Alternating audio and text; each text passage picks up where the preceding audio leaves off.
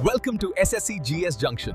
Here you will find the easiest methods, high quality notes, shortcut tricks and daily current affairs. नमस्कार, 5 दिसंबर 2025 की सबसे जरूरी खबरों में आपका स्वागत है। चलिए फटाफट देखते हैं कि आज देश और दुनिया में क्या कुछ बड़ा हो रहा है।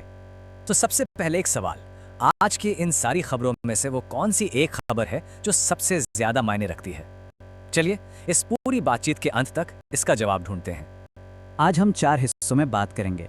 पहले देखेंगे कि दुनिया में भारत का कद कहां पहुंच रहा है, फिर टेक्नोलॉजी और गवर्नेंस की बात करेंगे, उसके बाद इकोनॉमी और सोसाइटी पर एक नजर डालेंगे और आखिर में पर्यावरण और हमारी विरासत से जुड़ी खबरें देखेंगे। तो चलिए शुरू करते हैं पहले हिस्से से, विश्व मंच पर भारत। देखते हैं कि ग्लोबल ऑर्गेनाइजेशंस में भारत की पकड़ कैसे मजबूत हो रही है। अच्छा, मेन खबर पर आने से पहले ये जानना जरूरी है कि ये इंटरनेशनल आइडिया आखिर है क्या। तो देखिए, ये ग्लोबल संस्था है जिसका काम दुनिया भर में डेमोक्रेसी और इलेक्शंस के सिस्टम को बेहतर बनाना है। और अब आती है बड़ी खबर। 2025 में भारत इस बहुत ही पावरफुल संगठन की कमान संभालेगा। मतलब ये सिर्फ एक चेयरमैनशिप नहीं है, ये इस बात का सबूत है कि दुनिया में डेमोक्रेसी को लेकर भारत की आवाज कितनी बुलंद हो रही है।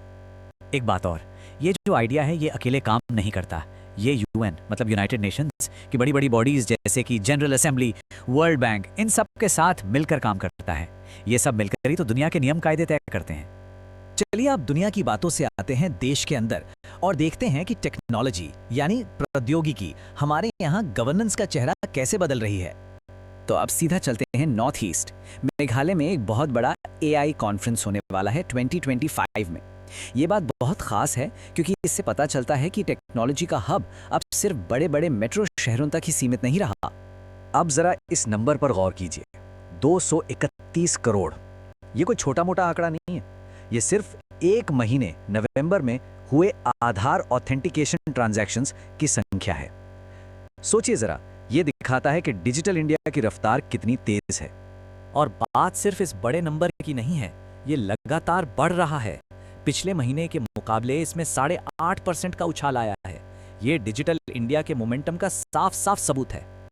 इसी डिजिटल इंडिया के तहत एक और कमाल का अपडेट आया है। अब पासपोर्ट के लिए डॉक्यूमेंट वेरिफिकेशन डिजी लॉकर से होगा। सीधा सीधा मतलब प्रोसेस अब बहुत तेज, ज्यादा सेफ और हाँ, पूरी तरह से पेपरलेस हो जाएगा। कोई कागज का झंझट नहीं। तो टेक्नोलॉजी के बाद अब बात करते हैं हमारे तीसरे हिस्से की, इकोनॉमी और सोसाइटी। चलिए देखते हैं कि देश के आर्थिक और सामाजिक मोर्चे पर क्या चल रहा है। कॉर्पोरेट जगत से एक बहुत बड़ी खबर आ रही है। रिलायंस रिटेल, जो कि इंडिया की सबसे बड़ी रिटेल कंपनी है, उसके टॉप पर एक बड़ा बदलाव हुआ है। जयेंद्रन वेणुगोपाल को नया चेयरमैन और सीईओ बनाया गया है। जाहिर है इस अपॉइंटमेंट का असर पूरे रिटेल सेक्टर पर देखने को मिलेगा। अच्छा, अब इकोनॉमी से जुड़ी एक बहुत ही टेक्निकल लेकिन जरूरी खबर। सरकार जीडीपी को कैलकुलेट करने का बेस ईयर बदलने जा रही है। पहले ये 2011-12 था, अब इसे 2022-23 किया जाएगा। अब इसका मतलब क्या है? आसान भाषा में कहें तो इससे हमें इकोनॉमी की एक ज्यादा ताजा और सही तस्वीर मिल पाएगी। अब आते हैं समाज से जुड़ी एक बहुत ही गंभीर खबर पर, लेकिन इससे पहले एक शब्द समझना जरूरी है, स्टंटिंग। स्टंटिंग का मतलब है जब लगातार कुपोषण यानी सही खाना पीना न मिलने की वजह से किसी बच्चे का शारीरिक विकास रुक जाता है और उसकी हाइट उम्र के हिसाब से नहीं बढ़ पाती। और अब जो आंकड़ा सामने आया है वो सच में चौंकाने वाला है।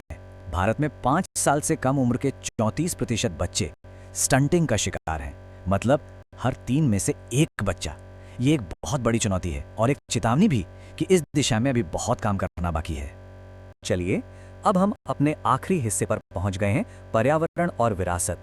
इसमें बात होगी कंजर्वेशन और हमारे कल्चरल हेरिटेज की। भारत का वाइल्ड लाइफ कंजर्वेशन का इतिहास बहुत मजबूत रहा है।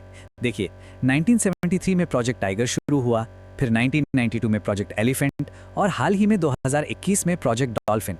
ये दिखाता है कि देश अपनी नेचुरल हेरिटेज को बचाने के लिए कितना सीरियस है। आज 5 दिसंबर को 2 खास दिन भी मनाए जाते हैं। पहला है इंटरनेशनल वॉलंटियर डे। ये दिन उन सभी लोगों के नाम है जो बिना किसी स्वार्थ के समाज की सेवा करते हैं। और दूसरा है वर्ल्ड सॉइल डे यानी विश्व मृदा दिवस। ये हमें याद दिलाता है कि हमारी मिट्टी कितनी कीमती है और उसे बचाना कितना जरूरी है। और जब बात हेरिटेज की हो तो ताजमहल का जिक्र तो होना ही है। हेरिटेज फुटफॉल रैंकिंग 2024-25 ने एक बार फिर कंफर्म कर दिया है कि ताजमहल आज भी भारत में सबसे ज्यादा विजिट किया जाने वाला मॉन्यूमेंट है। इसकी शान आज भी बरकरार है। तो चलिए आज की सारी बातों को फटाफट समेटते हैं। हमने देखा कि दुनिया में भारत का लीडरशिप रोल बढ़ रहा है। डिजिटल इंडिया रॉकेट की रफ्तार से आगे जा रहा है। इकोनॉमी को नापने के तरीके बदल रहे हैं और साथ ही समाज और पर्यावरण से जुड़ी कुछ बड़ी चुनौतियां भी हमारे सामने हैं। और अंत में बस एक सवाल, ये सारी खबरें तो आज की हैं, 5 दिसंबर की, लेकिन इनका असर वो कब तक रहेगा? महीनों तक, सालों तक या शायद दशकों तक? इस पर जरूर सोचिएगा।